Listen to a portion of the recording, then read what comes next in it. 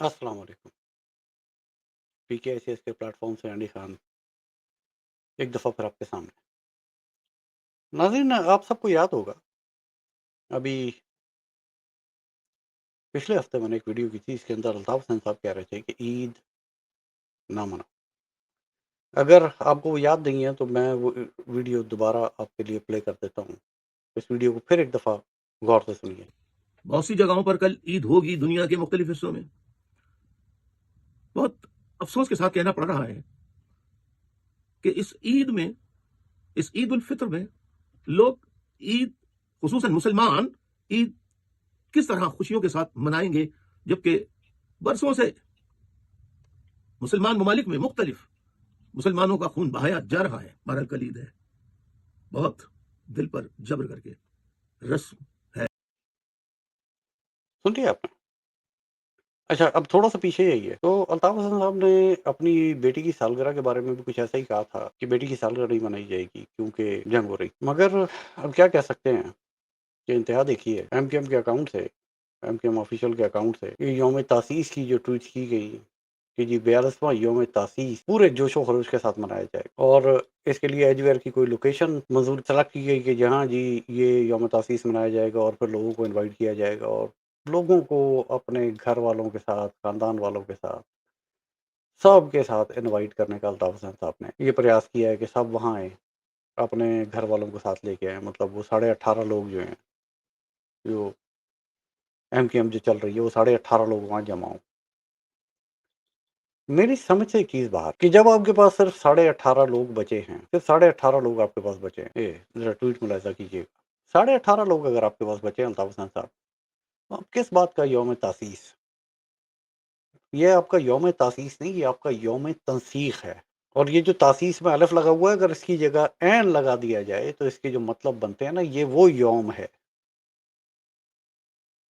یوم تاسیس یعنی آپ کی موت کا دن، سیاسی موت کا دن، اور ساتھ ہی یوم تنسیخ جو پتہ نہیں کتنے کروڑ مہاجروں کے آپ لیڈر ہیں جنہوں نے آپ کو ریجیکٹ کیا ہوا۔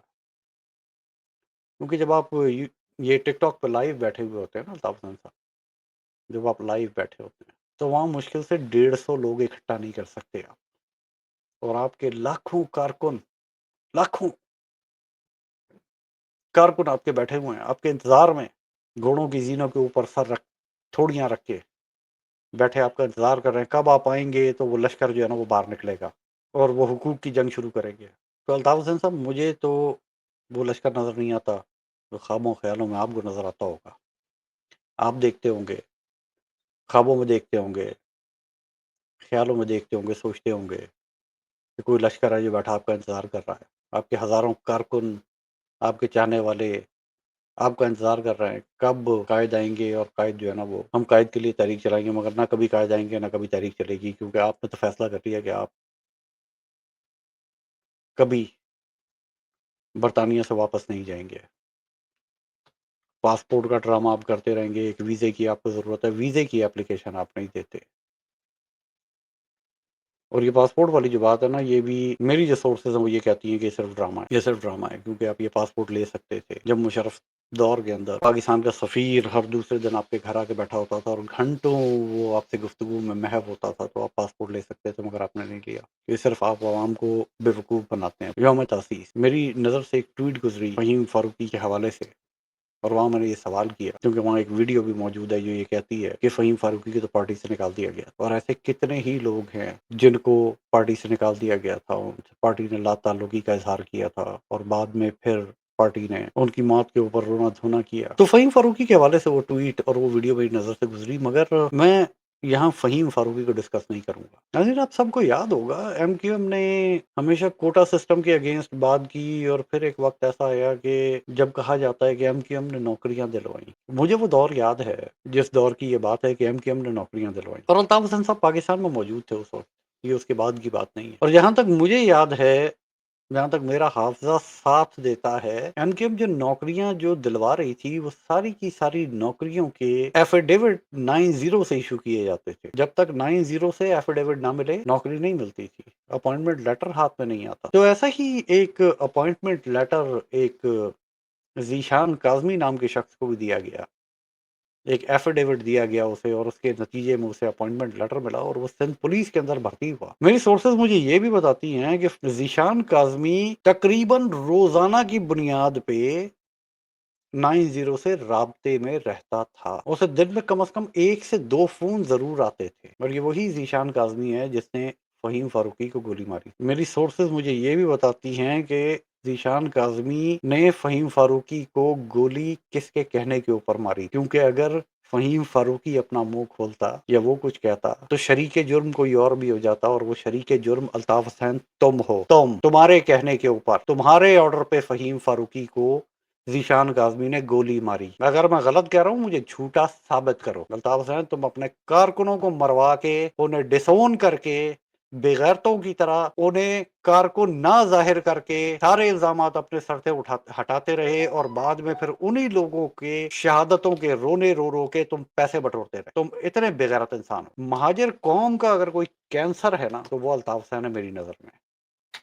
الطاف حسین تم وہ کینسر ہو، اور تم 4th یا 3rd اسٹیج کے کینسر نہیں، تم 5th اسٹیج کے کینسر ہو۔ تم نے تباہ کر دیا، اس قوم کو برباد کر دیا۔ تو الطاف حسین تم اپنا یوم تاسیس نہ مناؤ، تم اپنا یوم تنسیخ مناؤ۔ عید نہ منانے دو لوگوں کو تم کچھ اور نہ منانے دو۔ اپنی بچی کی سالگرہ نہ مناؤ تم، مگر یوم تاسیس مطلب اپنا یوم تنسیخ تم مناتے رہو، اور 18.5 لوگوں کو کھڑا کر کے تم وہاں نعرے لگواؤ، اور پھر اس پہ تم خوش ہوتے رہو۔ تمہاری ایک ویڈیو ہے میرے پاس جس کے اندر تم نعرے لگا رہے ہو نا، تیرا باپ بھی دے گا آزادی۔ اگلے ویلاگ میں دکھاؤں گا لوگوں کو کہ تم کتنے بڑے ڈرامے باز ہو، کیونکہ ایک طرف تم کہتے ہو کہ تیرا باپ بھی دے گا آزادی، اور دوسری طرف تم پھر ہاتھ جوڑ کے کہتے ہو ہم سے بھول ہو گئی، ہم کا معافی دے دو۔ الطاف حسین تم معافی کے قابل نہیں ہو، کم از کم مہاجر قوم کی معافی کے قابل تو تم نہیں۔ تم وہ قابل سزا مجرم ہو کہ جسے اگر 100 دفعہ بھی پھانسی پہ لٹکایا جائے نا تو کم ہے۔ تم اتنے بڑے مجرم ہو۔ تم مناؤ تم اپنا یوم تنسیخ 18.5 لوگوں کے ساتھ بیٹھ کے ایک انڈسکلوز لوکیشن کے اوپر، جس کو اب تک تم نے چھپا کے رکھا ہوا، مگر مجھے پتا ہے کہ وہ کہاں ہے، کیونکہ وہ جو تمہارے 4 عدد ہے نا جنہیں تم رابطہ کمیٹی کہتے ہو، ایک درزی، ایک گٹکا فروش، ایک منی بس کا کنڈکٹر، اور ایک وہ چوتھا، سارا دن تمہارے گھر پہ بیٹھ کے ہر آدھے گھنٹے کے بعد چائے لے آؤ، اس کے علاوہ اور کچھ نہیں کرتے۔ جیسے نکمے نٹھلے تم، ویسے ہی نکمے نٹھلی تمہاری یہ نام نہاد رابطہ کمیٹی، بلکہ زنخواہ رابطہ کمیٹی۔ تو تم انہیں چائے پلاؤ اور ان کے ساتھ بیٹھ کے چائے پیو اور اپنا یوم تنسیخ مناؤ۔ عوام کی آنکھیں تو کھل رہی ہیں اور کھلتی رہیں گی۔ ناظرین سامعین، اگلے پروگرام تک کے لیے بشرط زندگی، اللہ حافظ۔